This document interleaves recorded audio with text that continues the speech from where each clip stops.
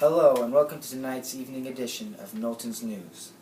This evening we have something special for you. We are going to be talking about the executive branch of the United States government.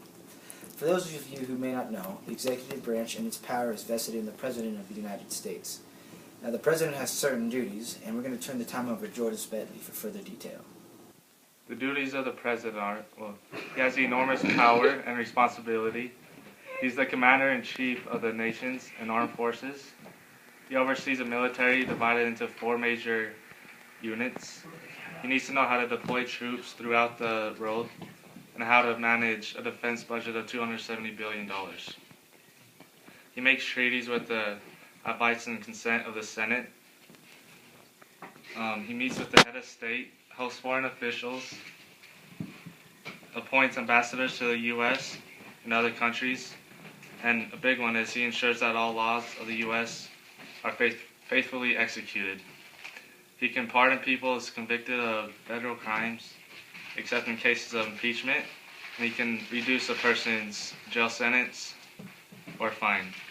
And of course, he has lawmaking power. To be a president, you need special qualifications. Under the Constitution, it says you need to be a natural-born citizen of the U.S., at least 35 years old, resident of the U.S. for at least 14 years before taking office. You need government experience. It's unwritten, but it's necessary. Access to large amounts of money for campaign, and a political belief, moderate positions on most issues. Thank you, Jordan. Now we have an even more special treat. Our station star, Payton and Jordan, is now going to go over the process of electing the president. During the process of electing the president, we go through what is called the original system. This is on Article 2, Section 1. Each state chooses electors according to a method the state legislators... Sorry for the technical difficulties. During the process of electing the president, we go through what is called the original system, which is on Article 2, Section 1, and established the electoral college. Each state chooses electors according to a method the state legislators set up. This is when electoral votes take place. By 1800, 2 national parties formed. The Federalists and the Democratic Republicans. Each party nominated its own candidate for president and vice president.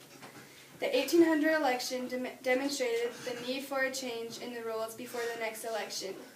That's why the 12th Amendment was added to the Constitution. Electoral college system today. The ECS is still the method of choosing the president and vice president. Voters cast ballots for the president every 4 years. The electoral college includes 538 electors, a number determined by the total of House and Senate numbers plus 3 for District of Columbia. Issues within the electoral college are: critics point to 3 major weaknesses in the system that could affect the outcome of an election.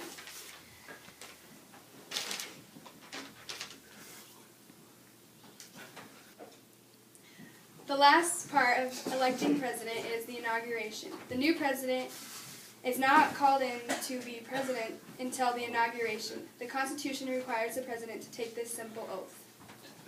Several presidents have made notable inaugural speeches that have become part of the nation's heritage. For instance, Abraham Lincoln, Franklin D. Roosevelt, and John F. Kennedy. Thank you, Payton. Sorry about that. We had static through the airways. Alright, so once again, thank you, Payton. And now I'm going to be talking about the cabinet and the president's cabinet. The presidential cabinet is the secretaries of the executive departments of the new president and the other top officials that will help the president make decisions and policies. Today there are 14 executive departments. Each department must be approved by the Senate, or each hopeful must be approved by the Senate. One major consideration for a candidate's position is One major consideration for a cabinet's position is that a cabinet hopeful must have a background that is compatible with the department that he or she will head. Next, I'll be talking about the background of cabinet members. Most of these members are college graduates. and others are mainly leaders in the fields of business, industry, law, science, and or education. How a cabinet member is nominated and or confirmed. The selection process for cabinet positions occur way before inauguration day. The president-elect asks for suggestions from Congress and campaign advisors. The cabinet is considered a part of the president's family.